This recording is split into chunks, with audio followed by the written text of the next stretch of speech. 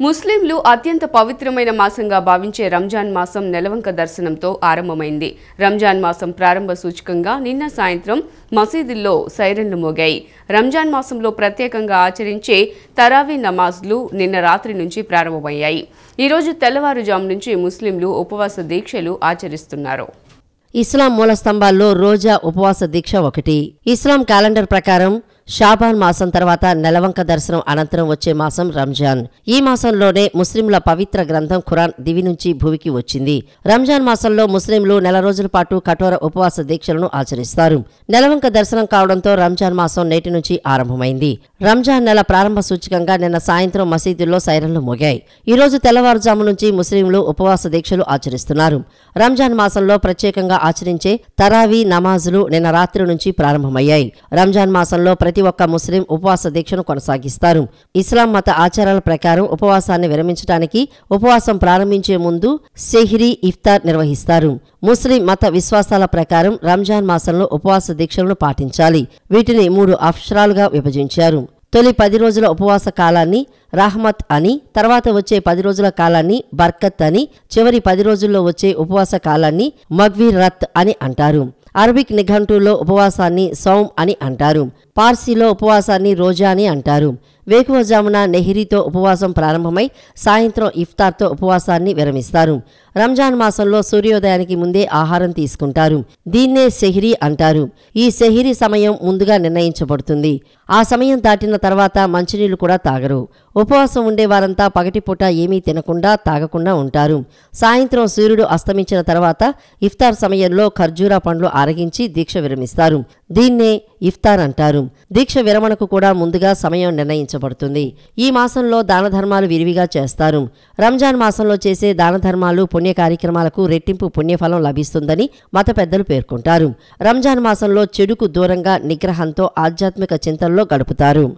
Party కోసం రక్తం చిందించిన కార్యకర్తలకు అండగా నిలిచే బాధ్యత తనదని ముఖ్యమంత్రి చంద్రబాబు నాయుడు అన్నారు.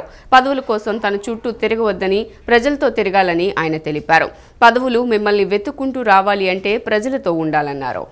జీడీ నెల్లూరు పర్యటనలో భాగంగా రామానాయుడు పల్లె సమీపంలో పార్టీ శ్రేణులతో నిర్వహించిన సమావేశంలో ముఖ్యమంత్రి నారా చంద్రబాబు నాయుడు పాల్గొన్నారు. ట్రూ స్పిరిట్తో పొలిటికల్ గవర్నెన్స్ చేస్తారని అన్నారు. సాంకేతికత వినియోగించడం ద్వారా మంచి ఫలితాలు వస్తాయని తెలిపారు. పదవుల కోసం తన చుట్టూ తిరగవద్దని, ప్రజలతో తిరగాలని ఆయన తెలిపారు. పదవులు మిమ్మల్ని వెతుక్కుంటూ రావాలి అంటే ప్రజలతో ఉండాలని పేర్కొన్నారు. వైఎస్ఆర్సీపీకి ప్రత్యక్షంగా పరోక్షంగా గానీ పనులు చేసే పరిస్థితి ఏ స్థాయిలో కూడా రాకూడదని, మీరు ఆ పని చేస్తే పాముకి పాలు పోసినట్లేనని అన్నారు. అలా చేసేవారి మొత్తం వివరాలను తాను తెప్పించుకుంటున్నానని ఆయన పేర్కొన్నారు. మాటలు కాదు, ఓట్లు తెప్పించుకున్నవాడే విజేత అని అన్నారు. జీడీ నెల్లూరు తెలుగుదేశం పార్టీకి కంచుకోటగా మారాలని, టీడీపీ సభ్యత్వ నమోదులో 90వ ర్యాంకు ఉందని ఆయన తెలిపారు. ఈ లెక్కల్లో తనకు ఏమీ సంబంధం ఉండదని, చిత్రగుప్తుని లెక్కల్లాగా ఇక్కడ అన్ని రికార్డులు అందుతుంటాయని అన్నారు. ఎమ్మెల్యేలు, ఎంపీలు అందరి మీద ప్రజాభిప్రాయ సేకరణ నిరంతరం కొనసాగుతూనే ఉందని అన్నారు. దేశంలో ఏ రాజకీయ పార్టీకి లేనటువంటి పటిష్టమైన పార్టీ యంత్రాంగం ఉండే ఏకైక party Telugu Desam party. I'm proud of it. ఇది ఒక వారసత్వంగా మనకు వస్తూ ఉంది. ఎన్నో ఇబ్బందులు వచ్చాయి, ఎన్నో సమస్యలు వచ్చాయి. ఎక్కడికక్కడ సమస్యల్ని అవకాశాలుగా మార్చుకున్నాం. నేను కానీ మీరు కానీ అందరం కూడా. దానివల్ల మనం ఈరోజు విజయ డంకా మోగించగలిగాం. అయితే ఇక్కడ నేను మిమ్మల్ని అందరినీ కోరేది ఒకటి, మీ ద్వారా రాష్ట్రంలో ఉండే అందరిని కూడా కోరుతున్నా. ఏదైనా నేను ఎక్కువ రుణపడున్నానంటే ఈ రాష్ట్రంలో తెలుగుదేశం పార్టీ కుటుంబ సభ్యులకు ఎక్కువగా రుణపడున్నా. రాత్రింబగళ్ళు పనిచేశారు. ఆ రోజు హైదరాబాద్లో అభివృద్ధి చేశామంటే తెలుగు జాతి కోసం చేశాం. ఈరోజు తెలంగాణకు పోయింది. కానీ హయ్యెస్ట్ పర్ క్యాపిటా ఇన్కమ్ దేశంలో తెలంగాణకు వస్తూ ఉందంటే మనం వేసిన ఫౌండేషన్ ఇది. 95, 2004లో చేసిన పనుల వల్ల ఈరోజు తలసరి ఆదాయం, హయ్యెస్ట్ తలసరి ఆదాయం వస్తూ ఉంది. ఒక ఎకో సిస్టమ్ క్రియేట్ అయింది. అయితే ప్రజలు విజ్ఞతతో ఆ రోజు నేను ఆ నిర్ణయం తీసుకున్నా. వైఎస్ఆర్ కాంగ్రెస్ పార్టీ చేసిన పని మీరు చూస్తే విభజన కావాలి, ముసుగు సమైక్యవాదం. అందుకే ప్రజలు మనల్ని నమ్మారు, వాళ్ళని నమ్మలేదు. 2014లో మనకు ఓట్లేశారు. 2014 నుంచి 19 వరకు మీరు ఒకసారి చరిత్ర చూస్తే 13.5% గ్రోత్ వచ్చింది. ఎప్పుడూ జరగనంత అభివృద్ధి జరిగింది. పవర్ సెక్టర్ కానీ, రోడ్ సెక్టర్ కానీ, డెవలప్మెంట్ కానీ, అగ్రికల్చర్ కానీ అన్నీ చేశాం. డ్రిప్ ఇరిగేషన్ అన్నీ మనం చెప్పుకోలేకపోయాం. భవిష్యత్తులో మనం ఏం చేస్తున్నాం, ఇక్కడ కూర్చున్నాం, ఇదే ప్రజలకు తెలియాలి. ఎందుకు కూర్చున్నాం, ఇక్కడ ఏ సమస్యలు డిస్కస్ చేస్తున్నాం, మనం ఏ సమస్యలు పరిష్కారం చేశాం, ఇది అనునిత్యం స్టేక్ హోల్డర్స్కి మనం చెప్పాల్సిన అవసరం ఉంది. అది చెప్పాలంటే సోషల్ మీడియా భవిష్యత్తులో ఏకైక ఆయుధం. అది ఆ విషయం మీరు గుర్తుపెట్టుకోవాలి. ఎందుకంటే ఒకప్పుడు సోషల్ మీడియాకు ఇంత యాక్సెప్టెన్స్ లేదు. ఇప్పుడు ట్రూత్తో కానీ కరెక్ట్గా పెట్టగలిగితే సోషల్ మీడియాకి చాలా వరకు పెనిట్రేట్ అవుతుంది, ప్రజల్లో కూడా విశ్వాసం పెరుగుతుంది. దాన్ని మీరు వర్కౌట్ చేయాల్సిన అవసరం ఉంది. యూట్యూబ్ అయితే లేదు, అది కూడా కాన్స్టిట్యున్సీకి ఒక యూట్యూబ్ ఎస్టాబ్లిష్ చేసుకోవాలి. ఎక్కడ కూడా మనం గుర్తుపెట్టుకోవాల్సింది ప్రజలతో అనుసంధానం చేసుకోవాలి. క్యాడర్ని ఎప్పటికప్పుడు మోటివేట్ చేయాలి, వాళ్ళకు అందుబాటులో ఉండాలి. మానవతా దృక్పథంతో వాళ్ళ సమస్యలు మనం పరిష్కారం చేయాలి. రాష్ట్రంలో అందరూ సుభిక్షంగా ఉండాలని మంత్రాలయం రాఘవేంద్ర స్వామిని ప్రార్థించానని ఐటీ విద్యాశాఖల మంత్రి నారా లోకేష్ తెలిపారు. మంత్రాలయం రాఘవేంద్రుని దర్శించుకున్న లోకేష్ పాదుకాభిషేకం, గురువైభవోత్సవ కార్యక్రమాల్లో పాల్గొన్నారు. లోకేష్ మంత్రిగా చేస్తున్న సేవలకు గురువైభవోత్సవ పురస్కారాన్ని మఠం పీఠాధిపతి సుబుధేంద్ర తీర్థులు అందించారు. కర్నూలు జిల్లాలో వలసల నివారణకు కృషి చేస్తానని నారా లోకేష్ తెలిపారు. చాలా విషయాలు చెప్పారు. ఆనాడు మా తల్లికి ఫోన్ చేసి మా తల్లిని అడిగాను, మీ అభిప్రాయం ఏంటంటే, అప్పుడు నాకు తల్లి ఒకటే చెప్పింది, నీ మనసులో ఏముందో అది నువ్వు పాటించు అని చెప్పింది.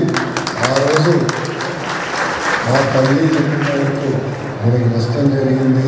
స్వామి గారు ఆశీస్సులు తీసుకోవడం జరిగింది. తగ్గినట్టు మిగతా చరిత్రగా మారిపోయింది. ఈరోజు రాష్ట్రంలో నూతన ప్రభుత్వం ఏర్పడిన తర్వాత ప్రజలు చల్లగా ఉండాలి, హాయిగా ఉండాలి, సంతోషంగా బతకాలి, కులాలు, మతాలు, ప్రాంతాలు అతీతంగా తెలుగు ప్రజలు అన్ని రంగాల్లో అగ్రస్థానంలో ఉండాలని లక్ష్యంతో మేము పనిచేస్తున్నాం. ప్రజల ఆశీస్సులు మాకు ఉండాలి, దీవెనలు మాకు ఉండాలి. అహర్నిశలు మీకోసం శ్రమిస్తున్నాం.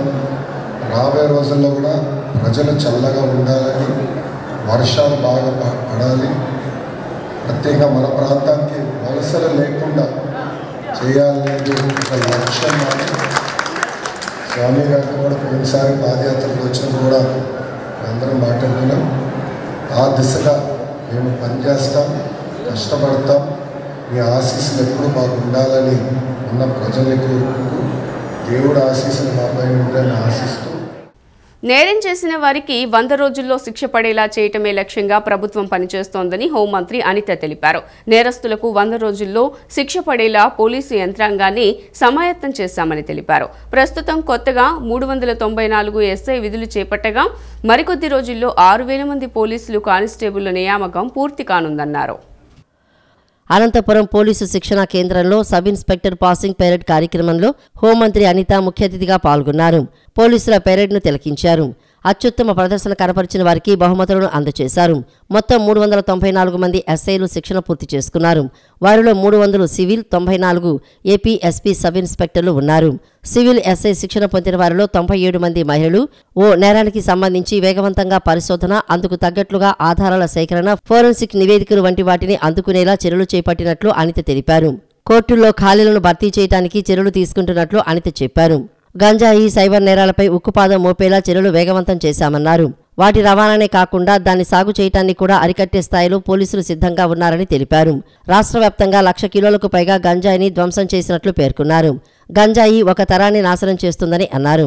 గతంలో పాఠశాల పిల్లల సంచుల్లోకి గంజాయి వెళ్లిన పరిస్థితి ఉందన్నారు. ఈగల్ టాస్క్ ఫోర్స్ ద్వారా గంజాయి, డ్రగ్స్పై ఉక్కుపాదం, మహిళలపై అత్యాచారాల కట్టడికి ప్రభుత్వం కంకణం కట్టుకుందని చెప్పారు. మీకు ఎంత గర్వంగా ఉందో తెలియదు కానీ మిమ్మల్ని ఇలా చూస్తున్న మీ కుటుంబ సభ్యులు మాత్రం నిజంగా గుండె ఉప్పొంగిపోతుంది.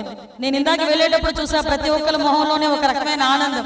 నా అన్న సాధించాడు, నా తమ్ముడు సాధించాడు.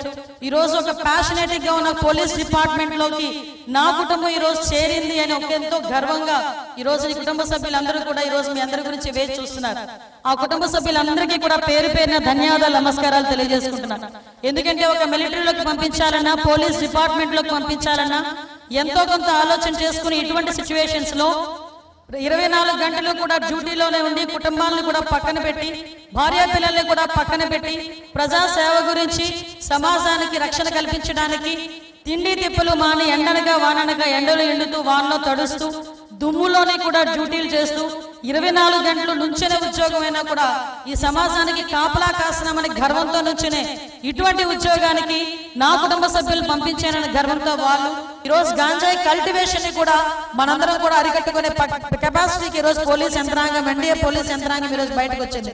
ఎందుకంటే ఈగల్ అని ఒక టాస్క్ ఫోర్స్ ఏర్పాటు చేసుకుని దానికి సెపరేట్ గా ఒక ఐసీ ర్యాంక్ పోలీస్ ఆఫీసర్ ని సెపరేట్ గా డిపార్ట్మెంట్ ని ఈరోజు సెపరేట్ చేసి డిపార్ట్మెంట్ కి బడ్జెట్ కూడా అలొకేట్ చేసి గాంజాయి మీద, డ్రగ్స్ మీద ఉక్కుపాదం మోపడానికి ఈరోజు గౌరవ ముఖ్యమంత్రి గారు కంకణం కట్టుకున్నారు. దానికి మనందరం కూడా పనిచేయాల్సిన అవసరం ఉంది. ఇంతకు ముందు సుమారుగా 1000 ఎకరాల్లో గంజాయి పండే పరిస్థితి నుంచి ఈ రోజు 10 ఎకరాల నుంచి 11,000 ఎకరాల నుంచి సెంటర్లో, అలాంటి సెంటర్లో కేవలం 150 ఎకరాల్లో మాత్రమే ఈ రోజు కనిపించే పరిస్థితి. దాన్ని కూడా ఎక్కడ కూడా ఇమీడియట్ గా ఒక్క స్టేజ్ లోనే కూడా అది ధ్వంసం చేసే పరిస్థితి మనకు కనిపిస్తుంది. అధికారం కోల్పోయినా అబద్దాలాడటంలో వైఎస్ఆర్సీపీ నేతలు, ఆ పార్టీ అధినేత ఎక్కడా తగ్గడం లేదని జలవనరుల శాఖ మంత్రి నిమ్మల రామానాయుడు ఆగ్రహం వ్యక్తం చేశారు. ప్రజలను ఏమార్చడానికి, అబద్దాలాడటానికి వైఎస్ఆర్సీపీ నేతలు పోటీ పడుతున్నారని ఎద్దేవా చేశారు. బడ్జెట్ కేటాయింపుల్లో వెలుగొండకు 3,000 కోట్లు కేటాయించాలని వైఎస్ఆర్సీపీ ఎమ్మెల్యే చంద్రశేఖర్ మాట్లాడుతున్నారంటే వెలుగొండ పూర్తవలేదనే నిజాన్ని అంగీకరిస్తున్నారని తెలిపారు. పూర్తి కాని ప్రాజెక్టును నాడు జగన్ జాతికి ఎలా అంకితం చేశారో సమాధానం చెప్పాలని నిమ్మల డిమాండ్ చేశారు. తండ్రి శంకుస్థాపన చేస్తే కొడుకు పూర్తి చేశాడని, పూర్తి కాని ప్రాజెక్టుకు సంబరాలు ఎలా చేశారని నిలదీశారు. నేడు బడ్జెట్లో కేటాయింపులు అడుగుతున్న మీరు వెలుగొండ పూర్తయినా నీరివ్వట్లేదని, మీ అసత్య అవినీతి పత్రికలో అబద్ధాలు ఎలా రాయిస్తారని ప్రశ్నించారు. మీ అబద్ధాలకు హద్దులు ఉండవు, కానీ కనీసం మాట్లాడే వాళ్ళకైనా అపారమైన జ్ఞాపక శక్తి ఉండాలని, లేకపోతే జగన్లానే అభాస్పాలవుతారని హితవు పలికారు. పూర్తి కాని ప్రాజెక్టును ప్రారంభించడానికి, జాతికి అంకితం చేయటానికి సిగ్గుందా అని మండిపడ్డారు. పూర్తి కాని ప్రాజెక్టును పూర్తి చేసినట్లుగా జాతికి అంకితం అంటూ ప్రజలను మోసం చేసిన జగన్ ప్రకాశం జిల్లా ప్రజలకు బహిరంగ క్షమాపణ చెప్పాలని డిమాండ్ చేశారు. వెలుగొండపై చంద్రబాబు ప్రత్యేక శ్రద్ధ కనబరుస్తున్నారని మంత్రి నిమ్మల తెలిపారు. Head regulator, tunnel lining, benching పనులు, ఫీడర్ కెనాల్ వాల్ పనులు, టెన్నెల్లో చిక్కుకున్న టెన్నెల్ బోరింగ్ మిషన్ తొలగింపు పనులు అన్నీ పూర్తి చేస్తామని చెప్పారు. 2026 జులై కల్లా వెలుగొండ రిజర్వాయర్ను నింపి ఆయకట్టు రైతులకు నీరందించే లక్ష్యంతో పనిచేస్తామని పేర్కొన్నారు. వైఎస్ఆర్సీపీ పార్టీలో జగన్మోహన్ రెడ్డి దగ్గర నుండి క్రింది స్థాయి నాయకుడి వరకు కూడా ఒకరిని మించి ఒకరు అబద్ధాలు ఆడడంలో పోటీ పడుతున్నటువంటి పరిస్థితి నిన్న ఏదైతే బడ్జెట్ను ఉద్దేశించి శాసనసభ్యులు చంద్రశేఖర్ మాట్లాడుతున్నటువంటి మాటలను బట్టి మనందరికి కూడా అర్థమవుతున్నటువంటి పరిస్థితి. ఏదైతే నిన్న ఎమ్మెల్యే చంద్రశేఖర్ గారు మాట్లాడుతూ వెలుగొండకు 3,000-4,000 కోట్లు బడ్జెట్లో పెట్టవలసింది 300 కోట్ల రూపాయలు పెట్టారని ఆయన ఏదైతే ఎద్దేవా చేస్తూ ఉన్నాడో, మరి నేను అడుగుతూ ఉన్న జగన్మోహన్ రెడ్డిని సూటిగా, మరి 3,000-4,000 కోట్లు పెడితేనే కానీ పూర్తి అవ్వదని సాక్షాత్తు మీ ఎమ్మెల్యే ఈరోజు చెప్తూ ఉన్నాడంటే, అట్లాంటి పూర్తి కానిటువంటి ప్రాజెక్టుని పూర్తి చేశానని చెప్పి ఎట్లా వెలుగొండను జాతికి అంకితం చేస్తావు ఆ రోజు అని చెప్పి జగన్మోహన్ రెడ్డిని సూటిగా నేను అడుగుతూ ఉన్నా. ఆ రోజు ఏదైతే తండ్రి శంకుస్థాపన చేస్తే కొడుకు పూర్తి చేశాడని ఎట్లా మీరు మరి ఆ రోజు సంబరాలు చేసుకున్నారని చెప్పి ఈరోజు జగన్మోహన్ రెడ్డిని సూటిగా అడుగుతూ ఉన్నా. ఖచ్చితంగా ఏదైతే ఆ వెలుగొండ ఏదైతే ఉందో, మరి ఏదైతే హెడ్ రెగ్యులేటర్కి సంబంధించి అక్కడ వింగ్స్ కానీ రిటైనింగ్ వాళ్ళు పూర్తవుతేనే కానీ మరి వెలుగొండకి నీరు తీసుకురాలేము. ఏదైతే టన్నెల్ 1 ముందు టన్నెల్ 2లో తవ్వినటువంటి 1,20,000 క్యూబిక్ మీటర్లు తొలగిస్తేనే కానీ వెలుగొండకు నీరు తీసుకురాలేము. ఏదైతే టన్నెల్ 2లో ఇప్పటికి కూడా 6.8 కిలోమీటర్స్ లైనింగ్ కానీ 2 మీటర్స్ బెంచింగ్ కానీ ఏదైతే ఉందో అది పూర్తి కాకుండా వెలుగొండకు నీరు తీసుకురాలేము. ఏదైతే వెలుగొండ టన్నెల్ 2లో చిక్కుపోయినటువంటి ఆ యొక్క టన్నెల్ బోరింగ్ మిషన్ ఏదైతే ఉందో కోర్టు వివాదాల్లో దాన్ని పరిష్కరించి దాన్ని వెలుపలకు తీస్తేనే కానీ వెలుగొండకు నీరు తీసుకురాలేము. అంటే ఇన్ని పనులుండగా ఇన్ని వేల కోట్లు ఇంకా దానికి అవసరమై ఉన్నటువంటి స్థితిలో కూడా మరి ఏదైతే వెలుగొండని జాతికి అంకితం చేశానని ప్రజలను కూడా ఏ రకంగా మోసం దగా చేశావో ఆ ప్రజలకి ఈ జగన్మోహన్ రెడ్డి బహిరంగంగా క్షమాపణలు చెప్పాలని చెప్పి డిమాండ్ చేస్తూ మార్చి నుంచి సాధారణం కంటే అధిక ఉష్ణోగ్రతలు నమోదవుతాయని ఏపీ విపత్తుల నిర్వహణ సంస్థ ఎండీ రోణంకి కూర్మానాథ్ స్పష్టం చేశారు. ఏప్రిల్, మే నెలల్లో మరింత ప్రభావం ఉండనున్నట్లు తెలియజేశారు. మార్చి నుంచే సాధారణం కంటే అధిక ఉష్ణోగ్రతలు నమోదవుతాయని ఏపీ విపత్తుల నిర్వహణ సంస్థ ఎండీ రోణంకి కూర్మానాథ్ స్పష్టం చేశారు. ఏప్రిల్, మే నెలలో మరింత ప్రభావం ఉండనున్నట్లు తెలిపారు. మార్చి నుంచి మే వరకు శ్రీ సత్యసాయి, అన్నమయ్య, వైఎస్ఆర్ జిల్లాలోని కొన్ని ప్రాంతాలు మినహా మిగిలిన చోట్ల సాధారణం కంటే ఎక్కువ ఉష్ణోగ్రతలు నమోదయ్యే అవకాశం ఉందని తెలిపారు. తీవ్రమైన వడగాలులు వీచే అవకాశం ఉందని, మార్చిలో ఉత్తరాంధ్రలో ఎండ ప్రభావం ఎక్కువగా ఉంటుందని అన్నారు. చిత్తూరు, అన్నమయ్య, తిరుపతి జిల్లాల్లోని కొన్ని ప్రాంతాలు మినహా మిగిలిన చోట్ల సాధారణం కంటే అధిక ఉష్ణోగ్రతలు నమోదయ్యే అవకాశం ఉందని తెలిపారు. గర్భిణీలు, బాలింతలు, చిన్నపిల్లలు, వృద్ధులు వీలైనంత వరకు ఇంట్లోనే జాగ్రత్తగా ఉండాలని అన్నారు. ప్రాణ నష్టం జరగకుండా చర్యలు తీసుకోవాలని తెలిపారు. ఎండలపై సమాచారానికి విపత్తుల సంస్థ టోల్ ఫ్రీ నెంబర్లు 112-1070, 1800-4250-101 ఉపయోగించుకోవాలని సూచించారు. ప్రజలకు ఎప్పటికప్పుడు వడగాల్పుల హెచ్చరిక సందేశాలు పంపిస్తున్నట్లు తెలిపారు. తప్పనిసరిగా జాగ్రత్తలు పాటించాలని కోరారు. భూతాపం కారణంగా ఇప్పటికే 2024 చరిత్రలోనే అత్యంత వేడి సంవత్సరంగా రికార్డు సృష్టించిన విషయం తెలిసిందే. దీంతో 2025 ఎలా ఉంటుందో అనే ఆందోళనలు ప్రజల్లో మొదలయ్యాయి. ఈసారి ఎండలు భారీగానే ఉండే అవకాశం ఉందన్న వాతావరణ అధికారులు అంచనాలతో గుబులు మొదలైంది. గత 100 సంవత్సరాల్లో 2024 అత్యంత వేడి సంవత్సరంగా రికార్డైంది. 2025 కూడా అదే విధంగా ఉంటుందని వాతావరణ నిపుణులు భావిస్తున్నారు. 2023వ సంవత్సరంలో 6 నెలలు, 2024వ సంవత్సరంలో పొడవునా రికార్డు స్థాయిలో ఉష్ణోగ్రతలు నమోదయ్యాయి. ఛాతీ నొప్పి పేరుతో పోసాని కృష్ణమురళి డ్రామా ఆడారని రైల్వే కోడూరు సీఐ వెంకటేశ్వర్లు తెలిపారు. పోసానికి అన్ని పరీక్షలు చేయించామని, ఎలాంటి అనారోగ్యం లేదని అన్నారు. ఇదే విషయాన్ని వైద్యులు ధృవీకరించారన్నారు.